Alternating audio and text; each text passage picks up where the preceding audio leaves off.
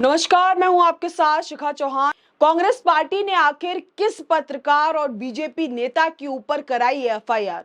किस news channel ने मांगी कांग्रेस से माफी? धाराएं इतनी कड़क कि जमानत होना मुश्किल। क्या टीवी जगत के जाने माने पत्रकार अर्नब गोस्वामी एक बार फिर जाएंगे जेल? या यूं कहिए कि क्या अर्नब गोस्वामी के साथ साथ बीजेपी आईटी सेल के मुखिया अमित मालवीय भी लगाएंगे जेल के चक्कर? जी हाँ, आप बिल्कुल सही सुन रहे हैं। देखिए, आपने भी हाल ही के दिनों में लगातार देखा होगा कि कई वाकये आपने देखे होंगे कि टीवी चैनल्स खबर तो बराबर दिखा रहे हैं, लेकिन उसमें कितनी सच्चाई है ये नहीं बताते। और अगर कोई गलती, अगर उनकी गलती कोई पकड़ लेता है या फिर उनकी गलती पकड़ ली जाए तो देर दुरुस्त सही एक माफीनामा आ जाता है और वो माफी मांग लेते हैं। लेकिन अब कांग्रेस पार्टी ने साफ कर दिया है कि माफी से काम नहीं चलेगा। इसी के चलते कांग्रेस की लीगल सेल ने जानकारी देते हुए बताया कि बीजेपी आईटी सेल के मुखिया अमित मालवीय और पत्रकार अर्नब गोस्वामी के खिलाफ कांग्रेस पार्टी ने एफआईआर दर्ज कराई है और सबको बता दिया है कि अब किसी भी बड़ी गलती को या कांग्रेस के खिलाफ झूठ फैलाने कह सकते हैं कांग्रेस के खिलाफ झूठ फैलाने को सिर्फ माफीनामे से माफ नहीं किया जाएगा।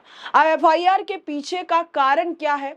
ऐसा क्या हुआ कि कांग्रेस ने सीधा कानून का सहारा लिया, कानून का गेट खटखटाया?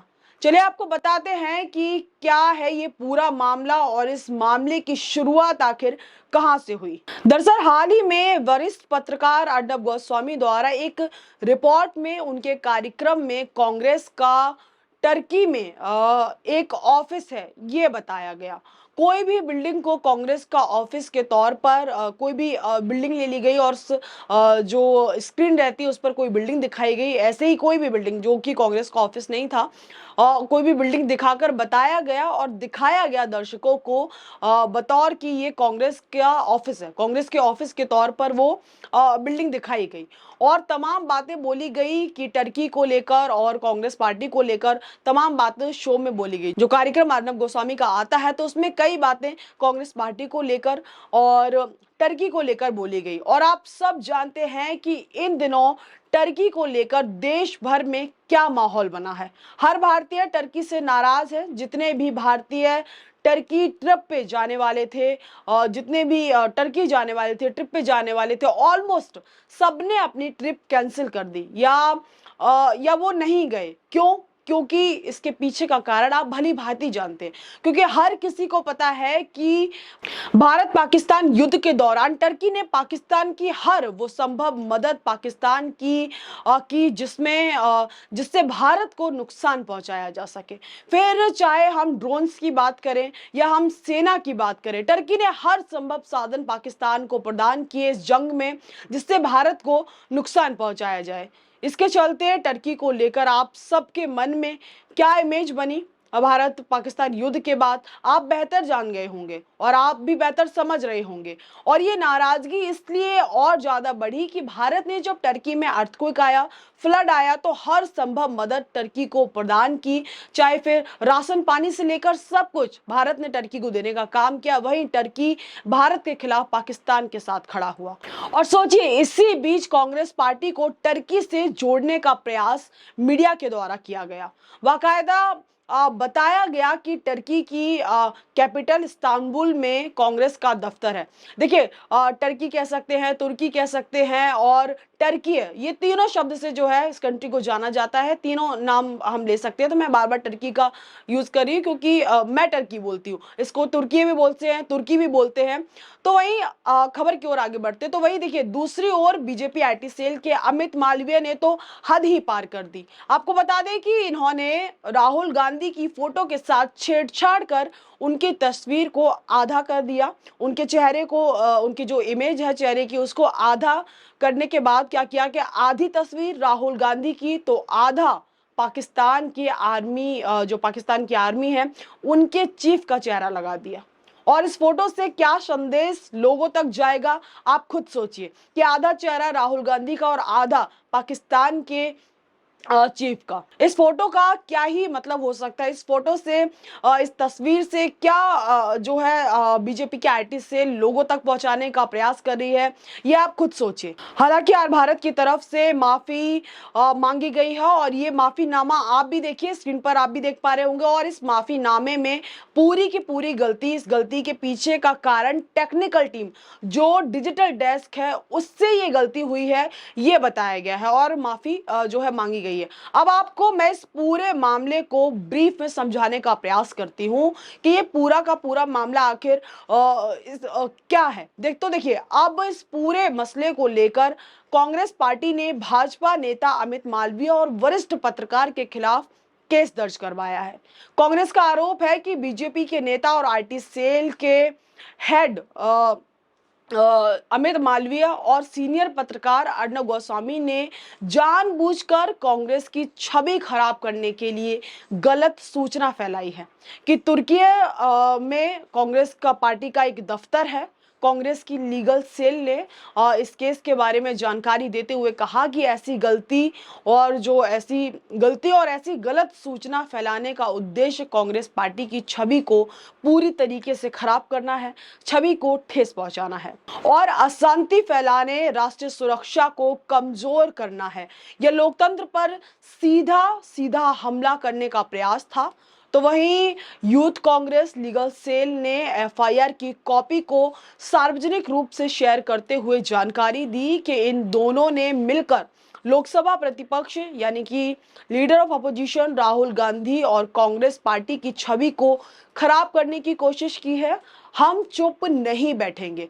केस दर्ज कराने वाले यूथ कांग्रेस लीगल सेल के हेड श्रीकांत स्वरूप ने कहा कि इन दोनों के द्वारा यानी कि जो बीजेपी आईटी सेल के मुखिया है अमित मालवीय और जो वरिष्ठ पत्रकार है अर्नब गोस्वामी, इन दोनों के द्वारा किया गया यह दावा पूरी तरीके से गलत है और कांग्रेस पार्टी का कोई भी ऑफिस इस्तांबुल में नहीं है, यानी कि टर्की में कोई भी कांग्रेस पार्टी का ऑफिस नहीं है। श्रीकांत ने कहा इन दोनों द्वारा किया गया ये काम जो भारतीय जनता को धोखा देने के लिए था। इस तरीके से बयान देकर उन्होंने जो है देश की एक प्रमुख राजनीतिक पार्टी को बदनाम करने और राष्ट्रवादी भावनाओं से छेड़छाड़ करने की कोशिश की, यानी कि कांग्रेस को पूरी तरीके से बदनाम करने की कोशिश की गई और ये उसी की पूरी साजिश थी जो ये मामला हुआ है हाल ही में।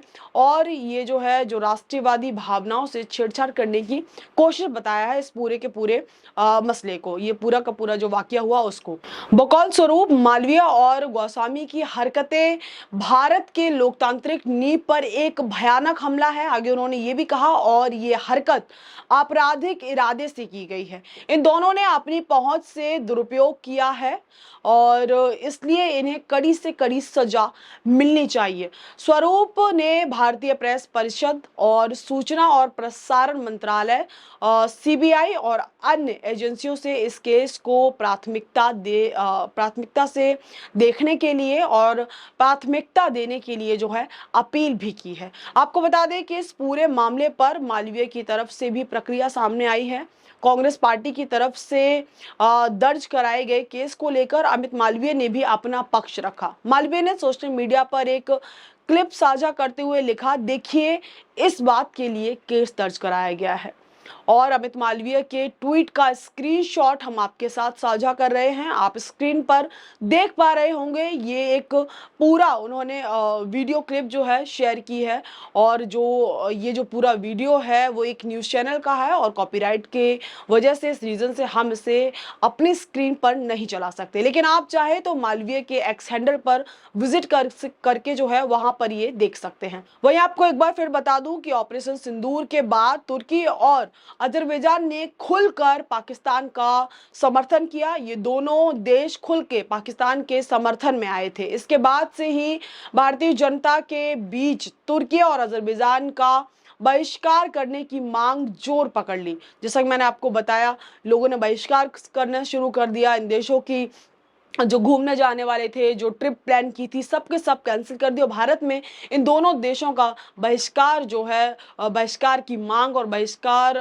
जो है तेजी से जोर पकड़ लिया और तेजी से जो है ये चीज़ आगे बढ़ने लगी। सारे के सारे लोग एक साथ आ गए और इन दोनों कंट्री को जो है बायकॉट करने की बात कही गई। एक प्रेस कॉन्फ्रेंस के दौरान कांग्रेस पार्टी के नेताओं से जब इस बहिष्कार के ऊपर उनकी राय पूछी गई तो उन्होंने कुछ भी कहने से इनकार कर दिया और इसके बाद भाजपा लगातार पूरे के पूरे मामले पर जो है कांग्रेस पर हमलावर हो गई और उसी के बाद से ये दो इंसिडेंट हुए जहां पर एक पत्रकार अर्नब गोस्वामी के रिपोर्ट में जो कुछ दिखाया गया और दूसरा अमित मालवीय की जो बीजेपी की आईटी सेल है उसके द्वारा जो पोस्टर पोस्ट किया गया, उसके जो ये डिबेट हुआ, ये जो कॉन्फ्रेंस हुई, उसके बाद की ही ये जो घटना है उसके बाद सामने निकल कर आई।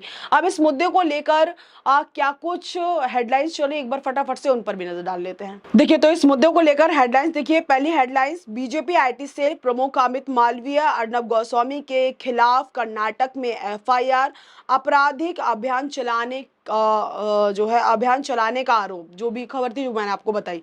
दूसरा देखिए, भाजपा आईटी सेल प्रमुख और पत्रकार अर्नब गोस्वामी के खिलाफ प्राथमिकी दर्ज। तीसरा देखिए, तुर्की और कांग्रेस का ऑफिस, कांग्रेस ने बीजेपी नेता और पत्रकार के खिलाफ दर्ज कराई एफआईआर और मानहानि का केस जो है कांग्रेस की तरफ से दर्ज कराया गया।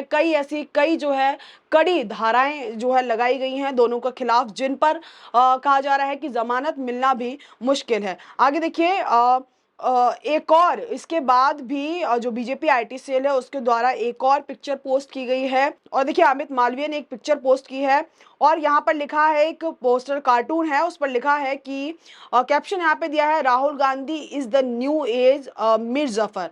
और ये आप खुद भी स्क्रीन पर जो है ये पोस्टर देख पा रहे होंगे। तो इस खबर में बस इतना ही, लेकिन आपकी क्या राय है इस पूरे मुद्दे पर कमेंट सेक्शन में अपनी प्रतिक्रिया देना हमें बिल्कुल भी ना भूले। तब तक के लिए मुझे इजाजत, बहुत बहुत धन्यवाद।